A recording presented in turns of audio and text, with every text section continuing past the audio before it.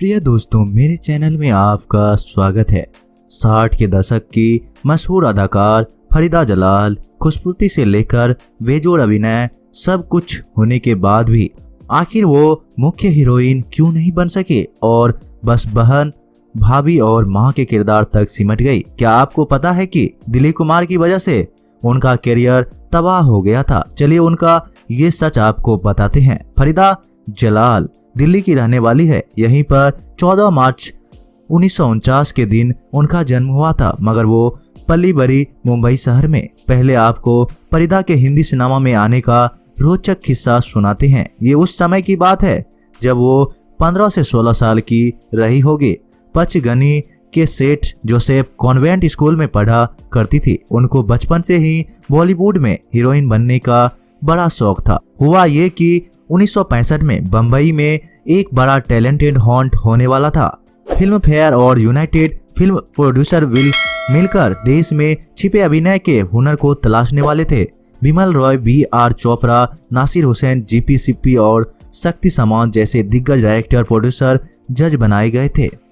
फरीदा को इस talent Hunt की खबर लगी तो उन्होंने भी हिस्सा लिया। देश से हजारों युवक और युवतियां इस प्रतियोगिता का हिस्सा बने थे, मगर फरीदा जलाल अपने हुनर के दम पर सबको पछाड़ते हुए लास्ट राउंड में पहुंच गई।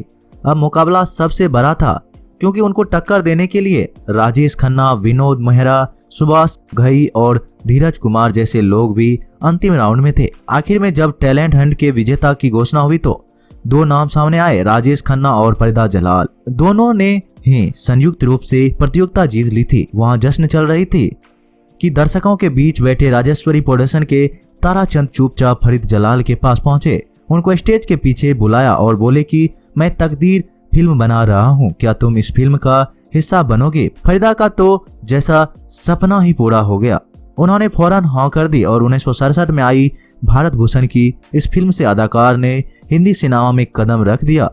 फिल्म के लिए फरीदा को बीच में ही अपनी पढ़ाई तक छोड़नी पड़ गई थी। इसके बाद अगले ही साल 1968 में उनकी दूसरी फिल्म आई बहारों की मंजिल, जिसमें धर्मेंद्र और मीना कुमारी थे। एक साल बाद ही उनको देव आनंद और आशा पारेख की फिल्म महल मिल गई। इसमें फरीदा ने नर्स का रोल किया था, जो काफी पसंद किया गया।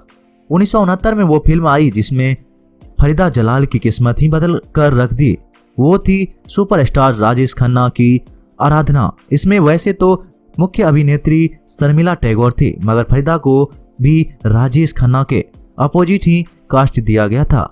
उनकी मंगेतर के रोल में राजेश और फरीदा का एक गीत बागों में बाहर है तो उस दौर का सबसे चर्चित गीत हुआ करता था। आराधना सुपरहिट हो गई और अदाकार को अब लीड रोल मिलने लगे। जोया मुखर्जी के पुरस्कार में उनकी हीरोइन का किरदार मिला। दोस्तों, फरीदा का करियर अच्छा चल रहा था। वो उस दौर की बड़ी बड़ी हीरोइनों को टक्कर देकर बहुत आगे निकल सकती थी, मगर उनकी एक बड़ी गलती ने उनका अच्छा खासा करियर तबाह कर दिया। इसकी वजह बनी दिलीप कुमार। हुआ ये कि 1970 में दिलीप कुमार की एक फिल्म आई गोपी। इस फिल्म में दिलीप की बहन के किरदार के लिए किसी अभिनेत्री की तलाश की जा रही थी। कई अदाकार ने इस रोल से साफ इनकार कर दिया, मगर जब बहन का किरदार फरीदा तक पहुंचा तो उन्होंने सिर्फ दिलीप कुमार का नाम सुनकर इस रोल के लिए हाँ कर दी। उनको अंदाजा नहीं था कि कैरियर की शुरुआत में सुपरस्टार की बहन का रोल करना उनके कैरियर को तबाह कर देगा। हुआ भी यही।